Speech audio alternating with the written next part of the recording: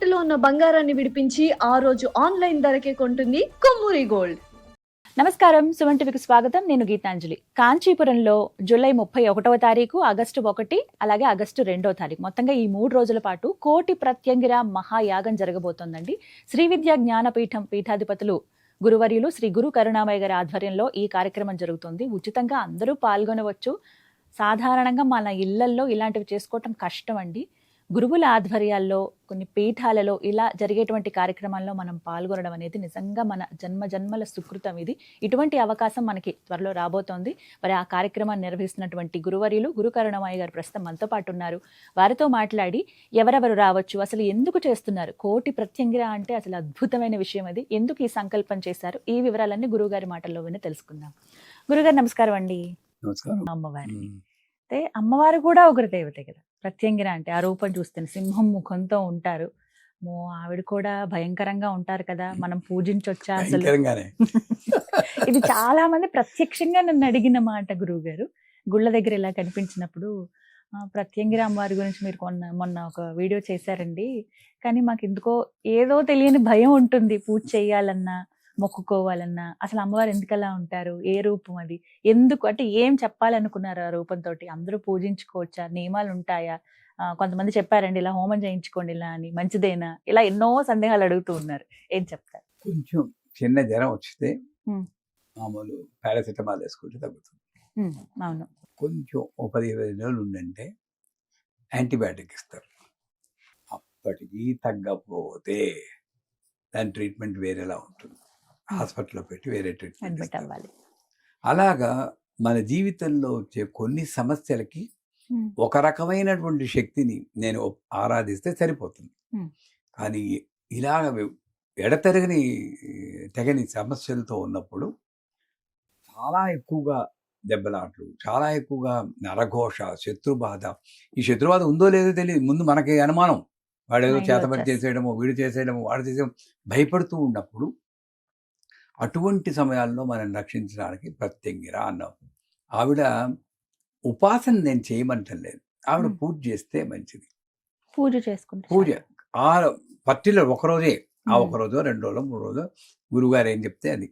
ఆవిడ గురువుగారు ఈవిడ్ని కృత్య అంటారు, నియమించబడినది, పెర్మనెంట్ కాదు, ఈ పని కోసం నియమించారు. సింహముఖి, నారసింహి, అలా పురుషి అనే పదం కూడా ఉంటుంది. అంటే ఆవిడ పని ఏమిటి? అందులో ప్రత్యంగిరలో అథర్వ భద్రకాళి ప్రత్యంగిర, నారాయణ ప్రత్యంగిర చాలా ఉన్నాయి. నాకు సాత్వికమైన ప్రత్యంగిర మంత్రం తీసుకుని మనం చేసుకుంటే మంచిది. ఇప్పుడు మేము సందర్భం వచ్చింది కానీ చెప్తున్నాను, మీకు ఈ పని తెలిసే ఉంటుంది, మీరే పెట్టారు. జూలై 31, ఆగస్టు 1, ఆగస్టు 2, 3 రోజులు కోటి ప్రత్యంగిర. మీరు ఒక ప్రత్యంగిరకే భయపడవచ్చు. అసలు కోటి ప్రత్యంగిర నేను చూసి ముందు షాక్ అయ్యాను గురువు గారు. చాలా పెద్ద కార్యక్రమం, ఎలా చేస్తున్నారో అసలు అని అనిపించింది. కోటి ప్రత్యంగిర అక్కడ మీరు మనం ఎందుకు భయపడుతున్నాం తెలుసా అండి? మనల్ని చూసి మనమే భయపడుతున్నాం నిజం చెప్పాలంటే. ఎందుకంటే నేను ఎందుకు ప్రత్యంగిరను ఉపాసిస్తున్నానో నాకు అర్థం అవ్వట్లేదు. నేనంటే నేను కాదు, మీరు అందరూ. ఈ ప్రత్యంగిర ఇంత పెద్ద హోమం 1500 మంది దాకా వచ్చి చేస్తున్నారు. 64 హోమగుండాలు పెట్టి పెద్ద ఎత్తునే కోటి ఆహుతులు పడతాయి. సంకల్పం ఏమిటి అన్నది ముఖ్యం. నీ సంకల్పం ఎదుటివాడిని ఎవరినో ఉద్దేశించి వాడిని హింసించాలి ఉంటే ఎవ్వడూ ఒప్పుకోడు. అప్పుడు ప్రత్యంగిర అంటే నీకు భయం వేస్తూ ఉంటుంది. ఈ సంకల్పం ఏం చెప్తామో చెప్తున్నాను. అస్మిన్ గృహే అంటే నా ఇంట్లో, ఇదే అక్కడ చెప్పబోయేది. అస్మిన్ బంధుజన గృహే. ఆ హోమం చేయడానికి వచ్చిన వాళ్ళు నాకు 600 మంది పైగా నాకు తెలియదు. ఈ 1500 మందిలో 600 మంది బయట లలితా సహస్రనామ గ్రూపులు వాళ్ళు, విజయవాడ నుండి, రాజమండ్రి నుండి, బెంగళూరు నుండి గ్రూపులుగా వస్తున్నారు. వాళ్ళు తెలియదు, వాళ్ళందరూ నా బంధువులు. అస్మిన్ బంధుజన గృహే. అస్మిన్ శ్రీ గురు, నేను నా శిష్యులు కాదు, అమృతానంద నాథ సరస్వతి వారు, తర్వాత మిగతా వాళ్ళు గురువులు ఉంటారు, వాళ్ళు శ్రీ గురువులు, వాళ్ళ గురువు. అస్మిన్ శ్రీ గురు సమస్త శిష్య కోటి గణ గృహే కలిపేసుకున్నాం. సర్వేషాం అన్ని చోట్ల, ఇక్కడే కాదు, పాలస్తీనాలోను, గాజాలోను, ప్రపంచంలో యుక్రెయిన్లోను ఎక్కడున్నా ఎక్కడున్నా సర్వదోష పరిహారార్థం, ఉమ్, అంటే ఏ దోషం ఉన్నా గ్రహదోష, వాగ్దోష, కర్మదోష పరిహార ద్వారా ఇకపోతే ఏం కోరుకుంటున్నాను? సద్బుద్ధి, సచ్చింతన, సత్కర్మ యోగ్యత సిద్ధ్యర్థం. ఉమ్, ఎక్కడ ఉగ్రం ఉంది ఇందులో? సద్బుద్ధి, సచ్చింతన, సత్కర్మ యోగ్యత సిద్ధ్యర్థం, సద్ధర్మ పరాయణత యోగ్యత సిద్ధ్యర్థం. ధర్మంగా అందరూ నడుచుకోవాలి. ఉమ్, అన్యోన్య దాంపత్య సానుకూల సిద్ధ్యర్థం, సకల శత్రు పరాజయ సిద్ధ్యర్థం. నాలో ఉన్న కోపాలు అన్ని శత్రువులు. ఉమ్, పుణ్యకీర్తి సిద్ధ్యర్థం. మంచి పనులు చేసి అందరూ మెచ్చుకుని ఇలాంటి వాడు ఉండాలి అనే పుణ్యకీర్తి సిద్ధ్యర్థం. ఉమ్, సద్గురు కటాక్ష సిద్ధ్యర్థం. యథాశక్తి అన్యోన్య సహాయన మహాకోటి ప్రత్యంగిరాహవనం కరిష్యే. ఓ, చెప్పండి, ఇక్కడ భయపడడానికి ఏముంది? అన్ని అనుగ్రహించమ్మా, ఇంత అన్ని సాత్వికంగా ఉన్నవే. ఏమీ లేదు, ఉమ్, ఉన్నాయి. దిఫాం కిలయ బుద్ధింతం అవి ఉన్నాయి. అవి జోలికే వెళ్ళొద్దన్నారు మా గురువుగారు. ఉమ్, అటు ఆలోచనే వద్దు. ఉమ్, ఇంకోటి ఏంటంటే సామూహిక పారాయణ, సామూహిక హోమాలు ఉన్నప్పుడు ఎవళ్ళు మిస్ చేసుకోవద్దు. ఉమ్, ఎందుకంటే ఇప్పుడు కోటి ప్రత్యేకలకు వస్తే ఉమ్, ఒకళ్ళు చేస్తే ఒకటే హోమం, ఉమ్, కోటి ప్రత్యంగిలో చేసిన ప్రతి ఒక్కళ్ళు కోటి ప్రత్యంగిర హోమం ఫలితం వస్తుంటారు. ఉమ్. అర్థమైందా? ఆ, మీ ఒక్కరికి అంతటి అంత శక్తి ఉండకపోవచ్చు, కానీ ఇలా రావటం వల్ల సినర్జీ అన్నారు మా గురువు గారు. ఉమ్, ఒకళ్ళు చేస్తే ఎనర్జీ, కలిసి ఓ. చేస్తే సినర్జీ. ఉమ్, అన్నీ కలిపి ప్రతి ఒక్కళ్ళు కోటి ప్రత్యంగిర చేయాలంటే మీ వల్ల కాదు, నా వల్ల కాదు, చేయలేవు. అంతసేపు అన్ని ఆహుతులు చేస్తూ జీవితకాలం సరిపోతుంది. ఉమ్, ఆ కోటి ప్రత్యంగిర చేసిన ఫలితం ప్రతి ఒక్కళ్ళకి వస్తుంది. ఉమ్, కోటి లలిత పారాయణ, అలా లక్ష కుంకుమార్చన ఇలా చేస్తూ ఉంటాం. నెంబర్ గేమ్లోకి వెళ్ళకూడదు మనం. ఉమ్, ఇదంటే నెంబర్ గేమ్. కానీ వచ్చినప్పుడు, అవకాశం వచ్చినప్పుడు శ్రద్ధగా, భక్తిగా, భయం లేకుండా కరెక్ట్గా స్వాహ అన్నప్పుడు, ఇప్పుడు వీళ్ళెవరో తెలియదు, ఎలా చేస్తారో తెలియదు. అసలు ప్రత్యేకరంటే వాళ్ళకి భయం ఉంటుంది, కానీ ఉమ్. నాకు వీళ్ళంటే భయం ఉండాలి నిజంగా చెప్పాలంటే. క్షమించాలి ఇలా. ఎందుకంటే వాళ్ళు ఏం తప్పు చేసినా నాకే వస్తుందండి ఈ శాస్త్రంలో. ఉమ్, ఎవడు కర్తో చేయిస్తున్న వాడి నిల్చున్న తరపున. వాడికి, వాడు తప్పు చేస్తే వీడికి వస్తుందా, వాడు మంచిగా చేస్తే పుణ్యం వాడిదేట. ఉమ్. అన్యాయమేనా? న్యాయమే గురువు గారు. మా అందరికి వస్తుంది కదా, సంతోషం. ఒక హోమం జరిగితే 25%, 25% రాజుకి వెళ్తుంది. ఉమ్, అంటే ఆ తమిళనాడులో చేస్తున్నాం కాబట్టి ముందు ఆ విజయ్ జోసెఫ్ గారికి వెళ్తుంది, తమిళనాడు ముఖ్యమంత్రి. ఉమ్, ఆయన సొంతం కాదు, ఆ 25% పెట్టుకుని తమిళనాడు ప్రజల్ని కాపాడుతుంటాం. ఉమ్, దాంతోపాటు దేశ ప్రధాని, దేశ రాష్ట్రపతి వాళ్ళకి వెళ్తుంది, వాళ్ళు ఇచ్చేస్తారు. ఉమ్, ఆ ఏరియా ఎంతవరకు కోటి అనేటప్పుడు అంత అంత ప్రభావం ఉంటుంది. ఉమ్, 25% చూసేవాళ్ళు, చేయకపోయినా సరే చూసేవాళ్ళకి వెళ్తుంది. ఉమ్, 25% చేసేవాడికి వెళ్తుంది, అంటే Hmm. చేసేవాడు. 25% పరిచారకులకు వెళ్తుంది, అబ్బా. నెయ్యి అందించేవాళ్ళు. వాళ్ళు మేము చెయ్యలేదే అని అసంతృప్తి పడతారు. అసలు యాక్చువల్గా చెప్పాలంటే సొమ్ము ఒకరిది, సోకు ఒకరిది. మేమేమో కష్టపడి అలా నిప్పుల్లో చేస్తూ ఉంటాం, ఉమ్, మాకు వచ్చేది 25%. ఉమ్. వాళ్ళు కూల్గా అందిస్తుంటారు, నెంబర్ సార్లు వాళ్ళకి వచ్చేది 20%. ఉమ్, ఈ 25% ఉమ్, చేసేవాడికి వస్తుంది కాబట్టి దక్షిణ ఇచ్చి వాడు కొనుక్కుంటాట. మళ్ళీ ఉమ్, కర్తకు వచ్చిన 25% మళ్ళీ దక్షిణాపూర్వకంగా కొనుక్కుంటారు, అది వేరేది. ఉమ్. దక్షిణ కోరుకోవట్లేదు, ఇదంతా ఉచితం. ఆ, ఉచితం అని అదొకటి విన్నానండి. చెప్పదలుచుకున్నాను. ఉమ్, అమ్మవారి అనుగ్రహం ఎందుకు వచ్చిందో, నన్ను పరీక్ష పెడుతుందో అమ్మవారు తెలియదు, చాలా. కానీ ఉమ్, నోటమ్మట మా గురువుగారు ఒకటే పెట్టారు, ఒరే సుబ్బు, డబ్బులు తీసుకుని నువ్వు పూజ చేస్తే అది ఫలించడం కష్టం రా. ఉమ్, అమ్మవారి పూజకి వాళ్ళు ఇస్తే తీసుకో, లేకపోతే ఇంత అని అడక్కు అన్నారు. ఎప్పుడో చిన్నప్పుడు. ఉమ్, అలాగే వెళ్ళిపోయింది జీవితం, వెళ్ళిపోతుంది. 72 ఏళ్ళు. ఉమ్. ఈ కోటి ప్రత్యేకరికి చెప్తున్నాను, ఒక్క నెయ్యికి 19 లక్షలు అవుతుంది. 3 టన్నుల నెయ్యి. 3 టన్నులు. ఉమ్, ఇంకా హోమద్రవ్యాలంటే జటామాంసి 1.5 టన్స్, అన్ని టన్నులే, కేజీలు ఎక్కడ కనపడలేదు లిస్టులో. ఉమ్, దానికి 38 లక్షలు. ఉమ్. హోమం. టెంట్లు మనకి చేయాలంటే టెంట్లు అంతమంది వేసుకోవాలి కదా. ఉమ్, 3 టెంట్లు వేసాం. 64 తర్వాత భోజనాలు చేయడానికి ఒక 2 టెంట్లు. ఈ టెంట్లన్నీ కలిపితే 49 లక్షలు ఎంతో 48 లక్షలు అయింది. ఉమ్, అవుతుంది. ఇంకా కడుతున్నారు వాళ్ళు. ఉమ్, ఇలా చూస్తే అలా చూడకూడదు, అమ్మవారి పూజకి లెక్క పెట్టుకోకూడదు, కానీ అంటే అందరికీ తెలియాలి ఎంత మహాయజ్ఞమో తెలియాలని చెప్తున్నాను. ఉమ్. ఇలా చూస్తే 1.28 crores దీని బడ్జెట్. 1,20,000 లక్షలు. ఉమ్, ఏ ధైర్యంతో దిగానో తెలియదు. ఉమ్. ఇప్పటి వరకు మాకు వచ్చింది 38 లక్షలు డొనేషన్. మరి ఎలా గురువు గారు ఆవిడేనా అంత పీఠం కట్టడానికి ఒక డబ్బు ఏదో ఉంటే దాంట్లో చేసేద్దాం అనుకున్నా, కానీ అమ్మవారు రక్షిస్తుంది. ఎప్పుడు ఎంతవరకు ఇన్ని చోట్ల చేసినా కూడా ఎక్కడ బ్రేక్ ఈవెన్ అవుతుంది. ఉమ్, నాకు ఎక్కువ డబ్బు రాదు.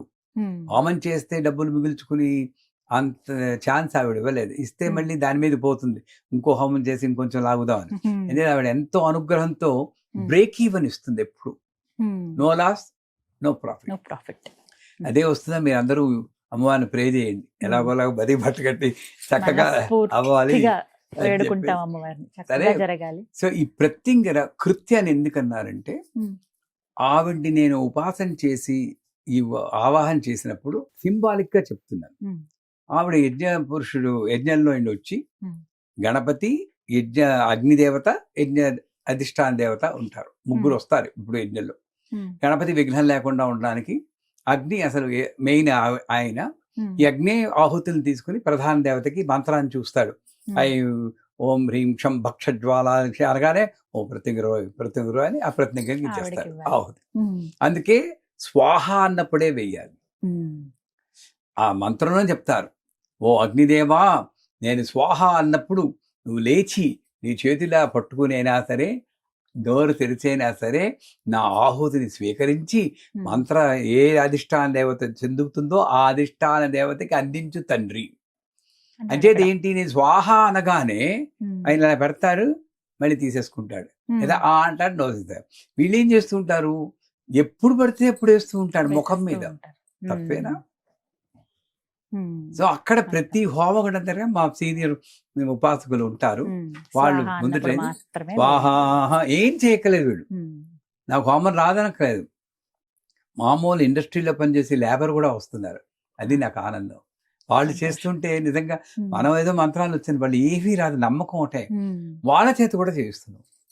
ఉమ్, స్వాహ ఉమ్, స్వాహ సిస్టమేటిక్ గా నువ్వు ఈ చెయ్యి వెళ్ళాలి. ఉమ్. అందుకని భక్తిగా ఇలాగే వేయాలి. ఇలా వేస్తే విసరడం, ఇలా వేస్తే సమర్పయామి, ఉమ్, అలా చేస్తుంది. అంచేత కృత్య అంటే నేను ఆవిడికి టార్గెట్ చెప్పాలి. ఇక్కడ మన టార్గెట్ ఏంటి, నాలో ఉన్నటువంటి చెడు స్వభావాలు ఎలా ఉంటే తీసివేసి, నాకు ఉమ్, ప్రతి ఒక్కడు వాడే అనుకుంటాడు, ఇంకోటి గురించి అడగడు. అది పోయి శాంతంగా ఉండేటట్టు మంచి సౌభాగ్యం ఉండి చేయాలి. ఉమ్, చేసేస్తుంది ఆవిడ.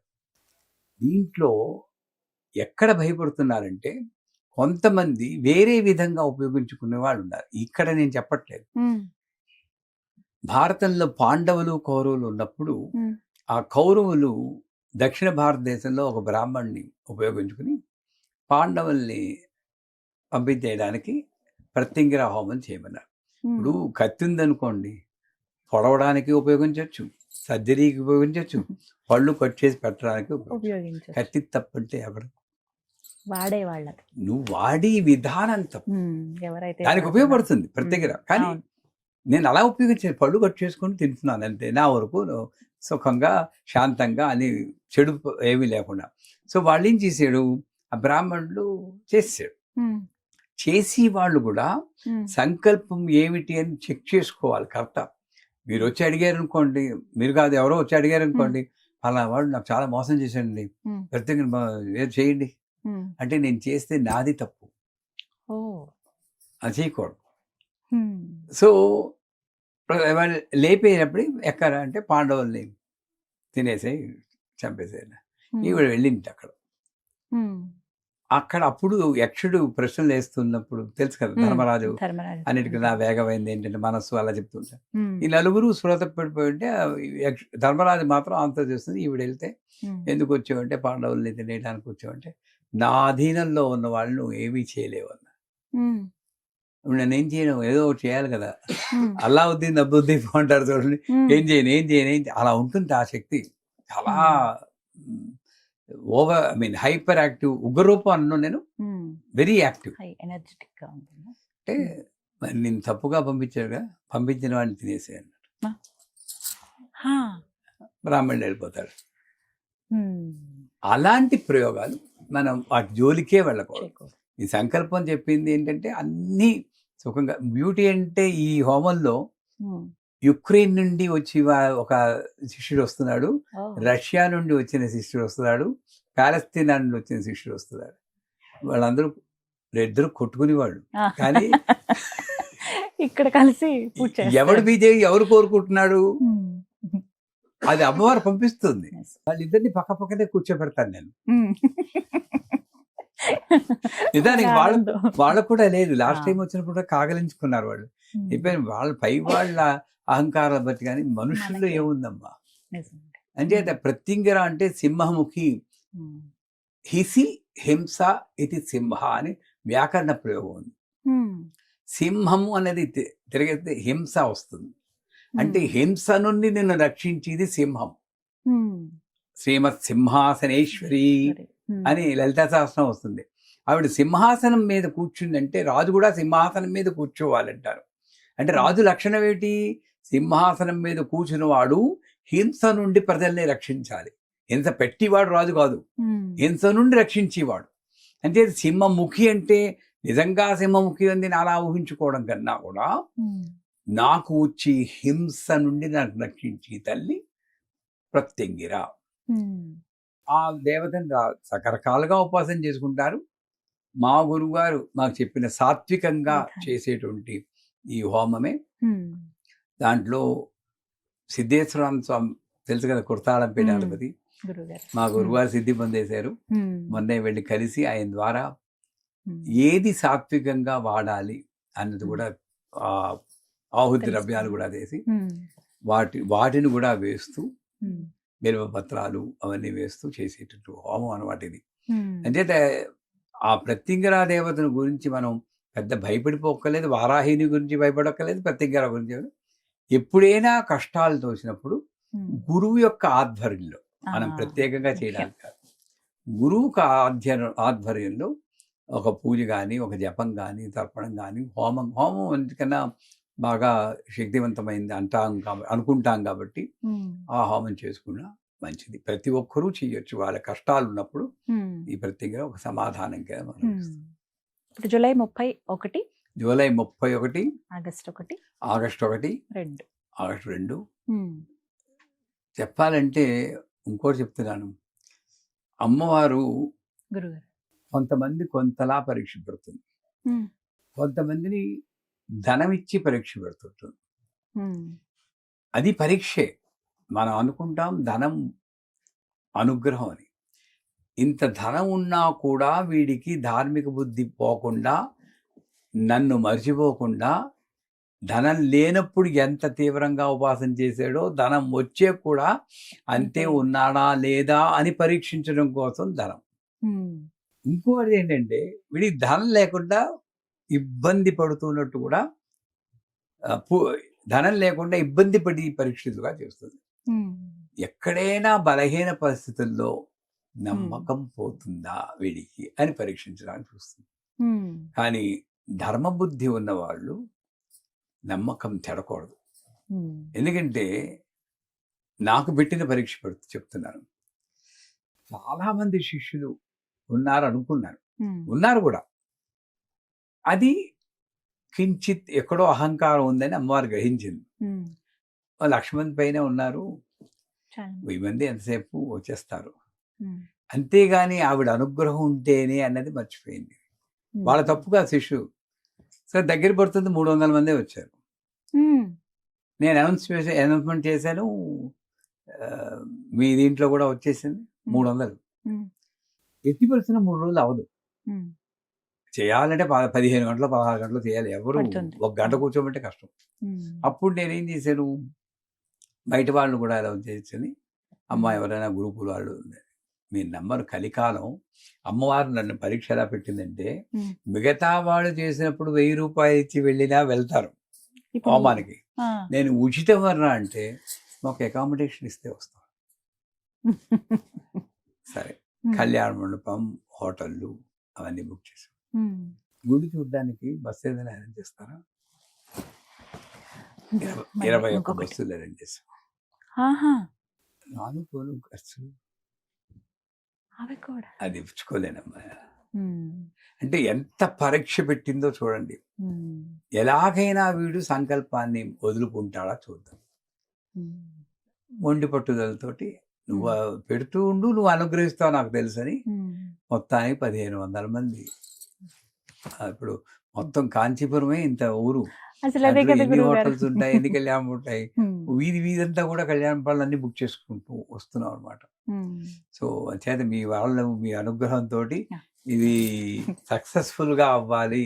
లోక కళ్యాణం కోసం చేసేటువంటి ఈ యొక్క హోమం, ఇది ఒక్కటి సక్సెస్ కాదు. నా ఇంకా బృహత్ సంకల్పం ఏంటంటే, ఈ హోమం ఇంత ఎత్తుని చూసి ప్రతి ఒక్కళ్ళకి ఇంత ఎత్తుని వాళ్ళు చేయగలని మన ఇంట్లో కొంచెం అప్పుడప్పుడు ప్రత్యంగిర హోమం చేసుకోవడానికి పర్వాలేదు అన్న నమ్మకం రావాలి. అది అందుకు ఈ యొక్క హోమాలు జపాలు ఇవన్నీ ఎందుకు చేయిస్తున్నామంటే, ప్రజల్లో భగవంతుడు అంటే భయం పోవాలి. భక్తి, ప్రేమ, ప్రత్యంగిర మీద కూడా ప్రేమ కావాలి. మీరు ఇలా పెట్టుకున్నా కూడా అమ్మే కదండి కదా, ఖచ్చితంగా. మాస్క్ పెట్టుకుని అమ్మ అనుకోండి, లలిత పరమేశ్వరి ఓ సింహం మాస్క్ పెట్టుకుని వచ్చింది. నన్ను భరించకు, నువ్వు ఎలా ఉంటావో నాకు తెలుసు, మాస్క్ తీసేయి అన్నావు అనుకోండి, భయం ఉండదు. భయం లేకుండా అందరూ పార్టిసిపేట్ చేస్తే సంతోషం. ఉచితం. ఇది మీరు ఇందాక అన్న మాట అయితే నాకు మొదలు అదే బదులుతోందండి. 2వ తారీఖు పూర్ణాహుతి. 2 ఆ రోజు ఆదివారం కాబట్టి ఆ రోజు వెళ్తే కాస్త అందరికీ తెలుస్తుంది. అది మా అదృష్టం అలాంటి కార్యక్రమాలు చూడడం. అంటే మీరు అన్నట్టుగా ఇది చూసి ఇంట్లో చేసుకోవాలనే ఆలోచన మీకు ఉంది, కానీ మీలాంటి గురువుల ఆధ్వర్యంలో జరిగేటువంటి, అంటే ఇంత పెద్ద ఎత్తున జరిగేది మేము ఎప్పుడు చూస్తామో మళ్ళీ మా కళ్ళతోటి. నేనే ఇది అందరికి వచ్చిన అవకాశమే కానీ అవకాశం ఎవరో ఒక మనసులో మైండ్లో అసలు సాధారణంగా ఇలాంటి అంటే 3 నెలలు 4 నెలలు టైం తీసుకుంటారండి అడ్వర్టైజ్మెంట్ ఇవ్వాలని.